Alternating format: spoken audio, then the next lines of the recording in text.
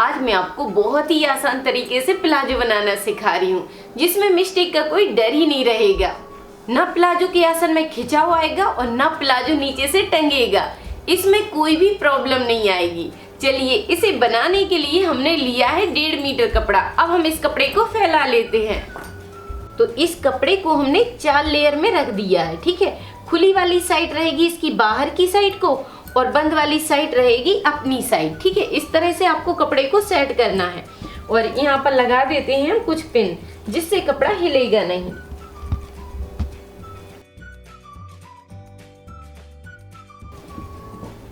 इस तरह अच्छे से आपको कपड़े को सेट कर लेना है। अब लेना है आपको अपनी फिटिंग का प्लाजो, जो आपको अच्छा बनता है। तो ये ले लिया है हमने एक प्लाजो को। अब इसको इसके ऊपर मिलाकर रखेंगे। अब कैसे रखना है, यहाँ पर पहले ध्यान दीजिए कि जो आगे का आसन होता है उसे आपको अंदर की साइड फोल्ड कर देना है और पीछे की साइड से इसको मिलाकर लेना है। तो पीछे की साइड से हमने इसको मिलाकर रख दिया है। अब यहाँ पर आपको क्या करना है कि बिल्कुल बराबर से मिला देना है। पहले यहाँ पर बिल्कुल बराबर से मिला लिया और एक चाक से बिल्कुल बराबर से निशान लगा देंगे। पहले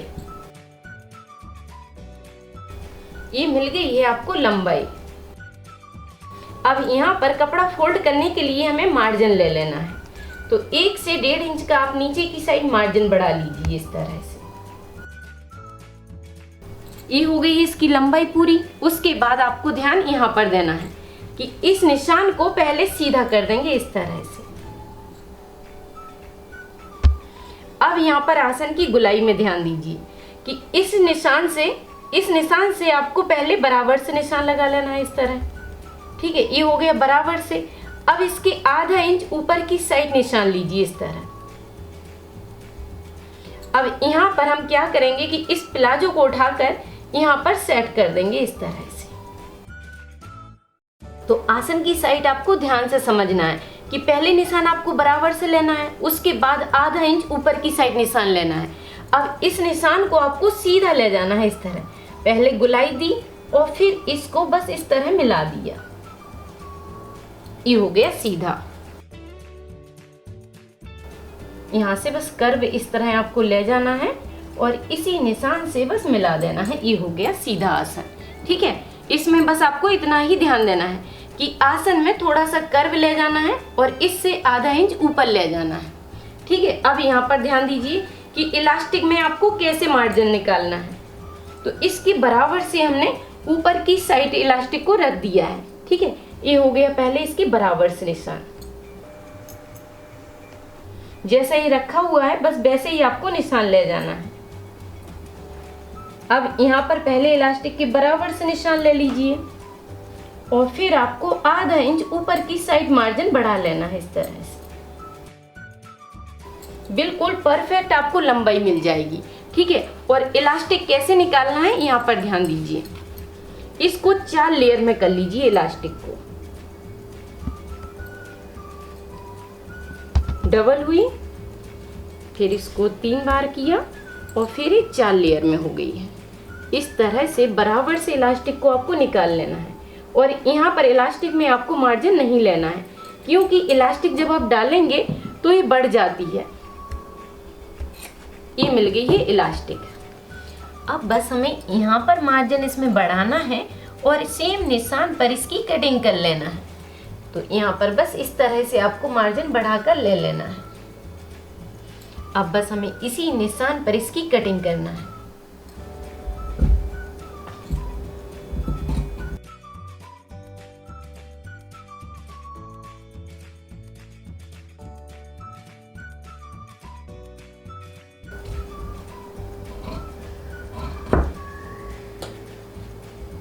इस तरह आपको कटिंग कर लेना है। कटिंग करने के बाद अब इसको हम साइड से रख देंगे।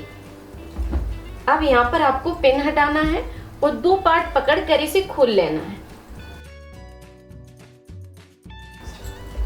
तो इस तरह से आपको फैलाकर रखना है और फिर आगे के आसन की साइड आपको 2 इंच का झुकाव देना है इस तरह से। ठीक है, अब इसको बस तिरछा इस तरह मिला दीजिए इससे। जो यहाँ पर ये मार्जिन होता है उसको हमने आगे के पार्ट से कट कर दिया। ठीक है, यहाँ से इसको काट देंगे।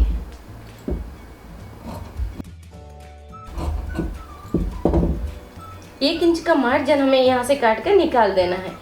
जो हमने कटिंग करते समय मार्जिन लिया था उसे आगे के आसन की साइड से निकाल देना है।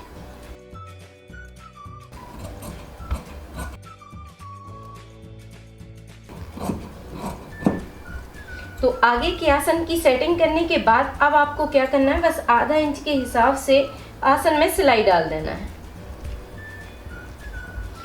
तो आधा इंच के हिसाब से दोनों आसन में सिलाई डाल देंगे।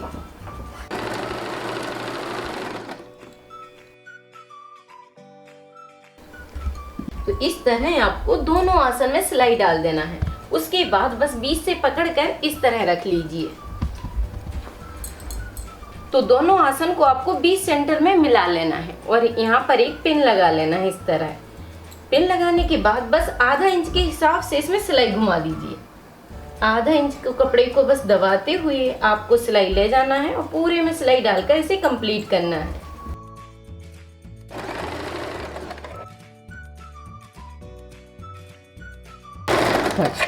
तो बीच की सिलाई को हमने आधा इंच के हिसाब से डाल दी है। अब आपको नीचे की साइड ध्यान देना है। मोहरी तैयार कैसे करना है, नीचे की साइड जितना हमने मार्जिन लिया है उसको अंदर की साइड फोल्ड कर देंगे इस तरह। इसको एक साइड किया और फिर आधा इंच कपड़े को फोल्ड किया और उसके बाद 1 इंच कपड़े को हमने और फोल्ड कर दिया इस तरह। इस तरह मिलाकर आपको पकड़ना है और किनारे से सिलाई डालकर इसे घुमा देना है। ठीक है, पूरी मोहरी में सिलाई को घुमा दीजिए।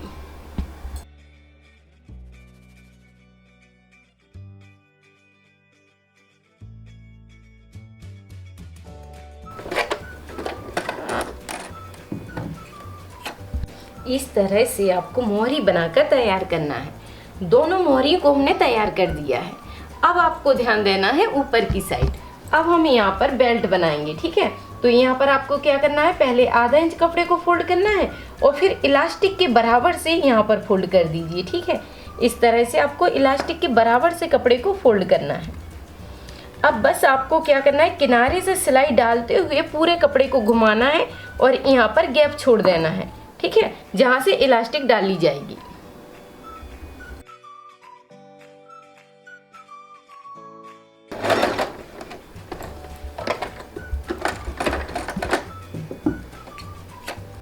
तो इस तरह से आपको कपड़े को फोल्ड करते हुए किनारे से सिलाई डालना है। और मैं आपको बता देती हूँ कि अगर आप नए सीखने वाले हैं और कपड़ा फोल्ड करने में अगर कपड़ा मुड़ रहा है तो आप पहले प्रेस कर लीजिए। इस पे प्रेस करके अच्छे से मोड़कर संभाल कर सिलाई डालिए। ठीक है, जिससे आपको प्रॉब्लम नहीं आएगी। अब आपको बस इलास्टिक लेना है और सेफ्टी पिन की मदद से इसके अंदर डाल देना है।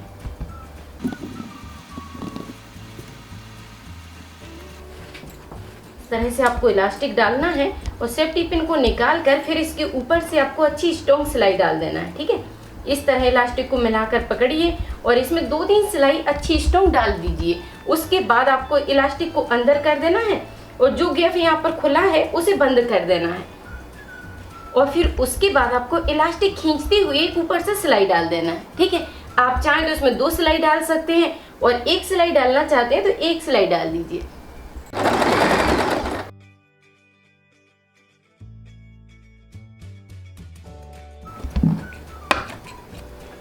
इस तरह आपको इलास्टिक डालना है और फिर अच्छे से इसको खींच लेना है। इस तरह से खींचने के बाद बस आपको सिलाई डाल देना है। ठीक है, जिससे इलास्टिक बराबर से मिल जाती है।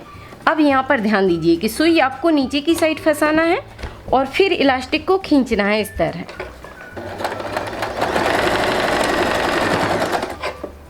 फिर मशीन को नीचे की साइड किया, फिर आपको सुई नीचे की साइड करना है और फिर कपड़े को खींचना है। इसी तरह आपको सिलाई डालते जाना है।